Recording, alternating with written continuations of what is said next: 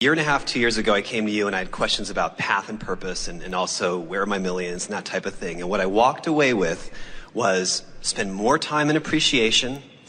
Don't think happy thoughts or walk through happy neighborhoods where you want to live for the purpose of getting the manifestation. Do it for the bliss that it brings you. I feel like I could go on rampages of appreciation. I could tell you I feel abundant. I could do what you were asking the other lady with the white glasses to do, and I could go off about how abundant I feel. And I am. And I don't pull up the roots to take score very often. But now as I'm coming to this seminar, I realize, wow, I thought, sure enough, one day after I left the seminar last year, I won the lottery for $20 million, and that'd be that. And instead you won the happiness lottery. Yeah, it's great. I am very happy. And so the next thing you're not going to say to us is, now I've paid the price of happiness, where's my stuff?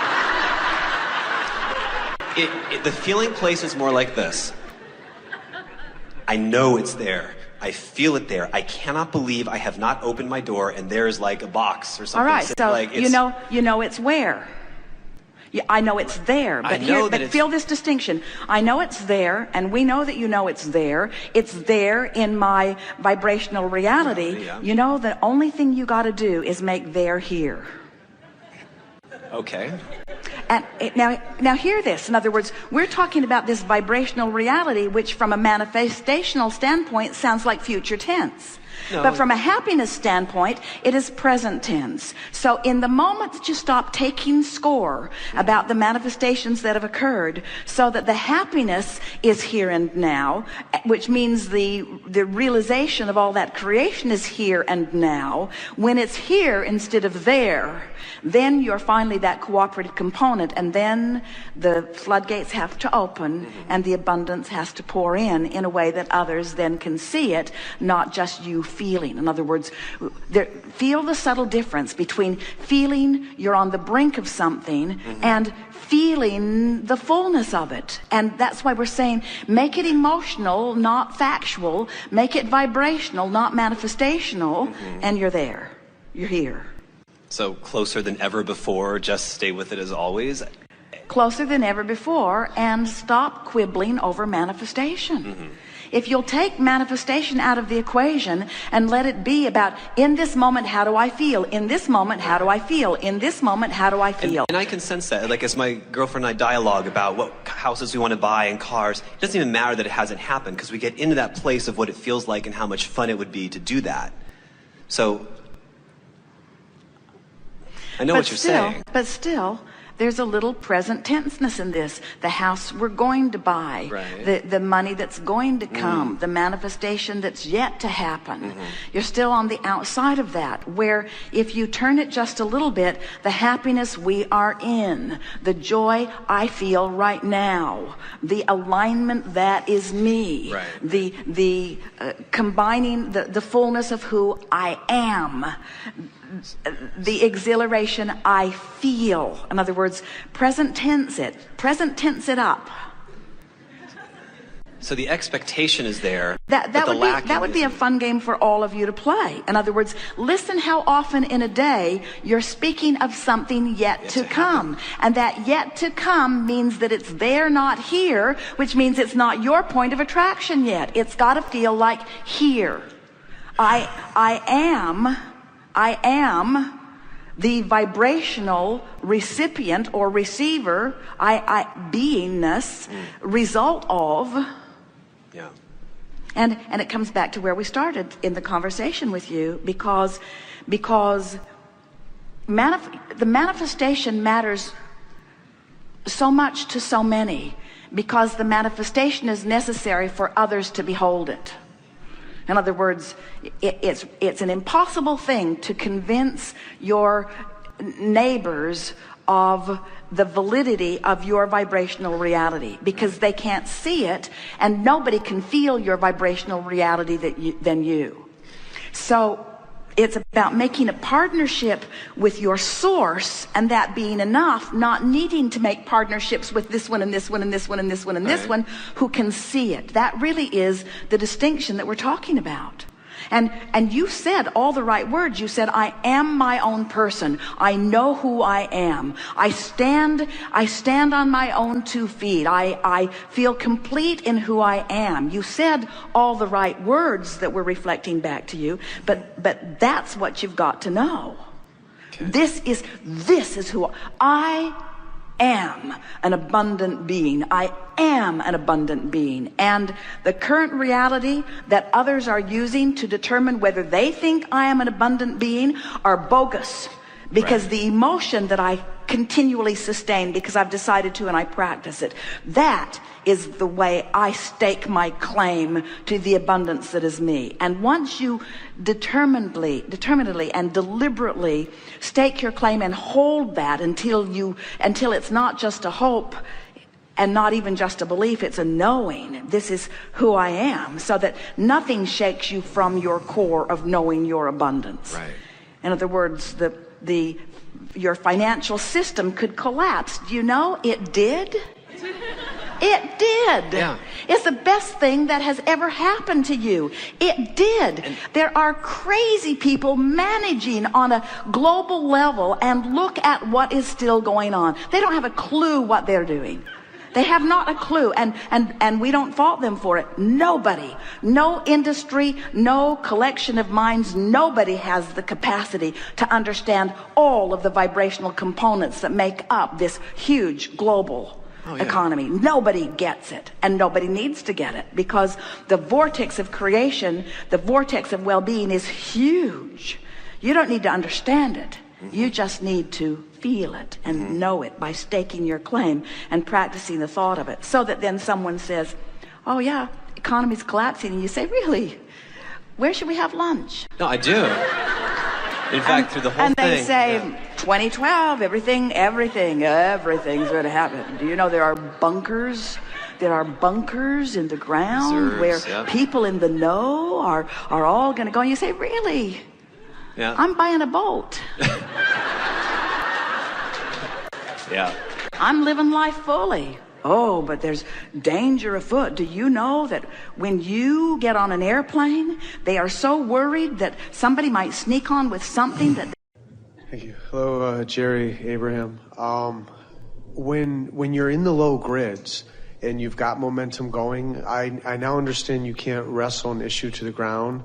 And I know the answer is going general, but I feel like what I'm asking from this interaction is I want to shore up my belief. I want to know that it's okay to never talk about the issue. I want to know that going general will put me up in the discs. You know what I mean? I have a fear of going general when the momentum's going. It's like, you know, that's not okay. Well, here's the way we would like to describe that. So let's say you're on a disc and you've got momentum going about something that you don't want. Remember, every subject is 2 subjects. What you want on one end of the stick and what you don't want on the other. So you've got the momentum going where you don't want it to be.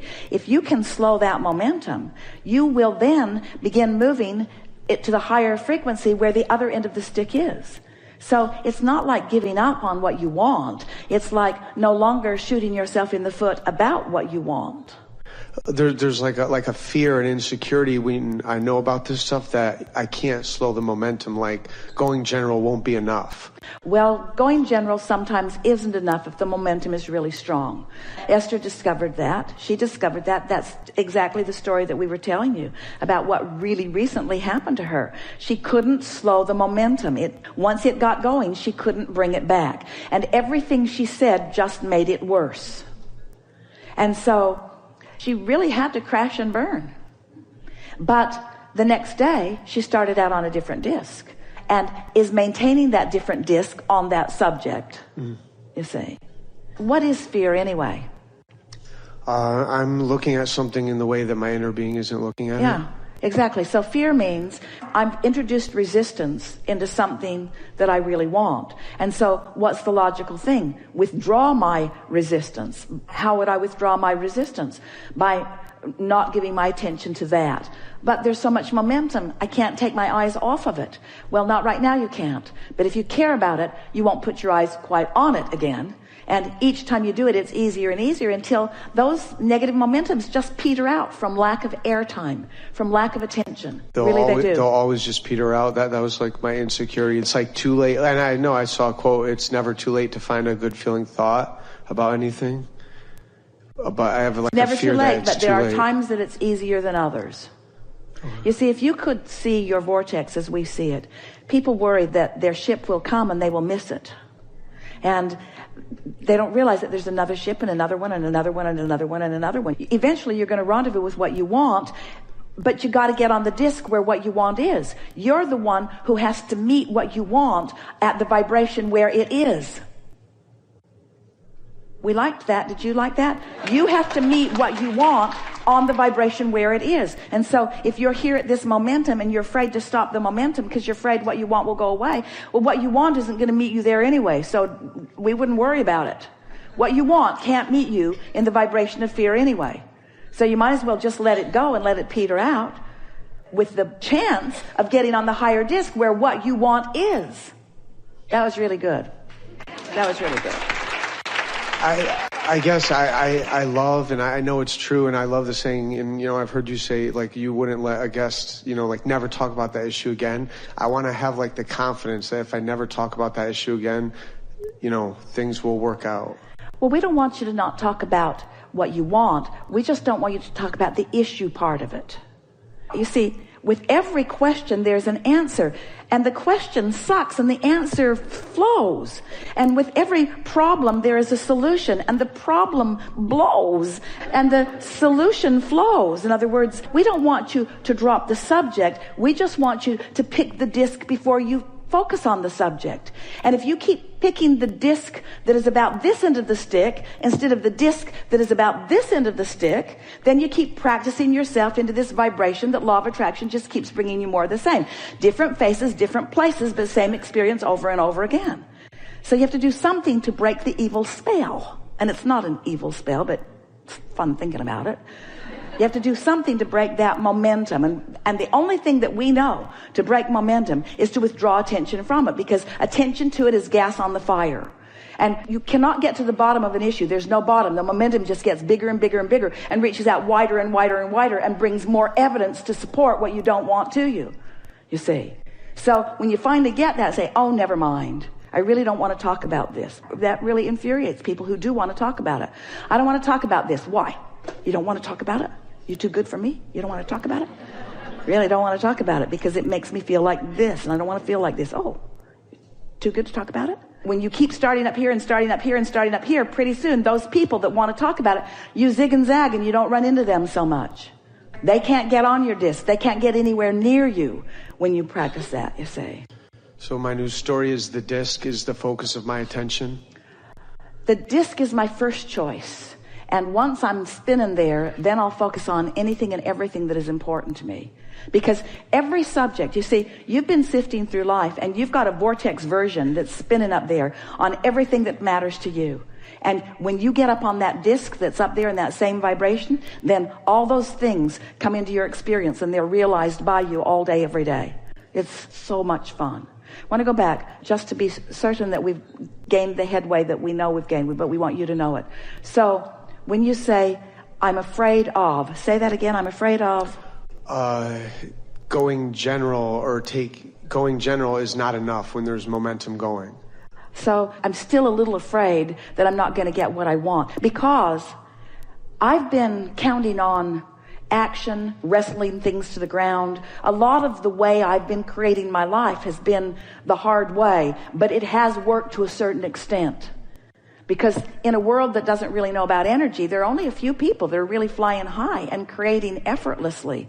Most people are working a lot harder at it. And I'm afraid to let go of what I know and trust something that I'm not so sure of. And we say, the evidence will be there really fast. You won't be in that faith without evidence very long. Once you get on that high-flying disc, things start happening and you go, are you kidding me? Can you believe this? Did you see how easy that was?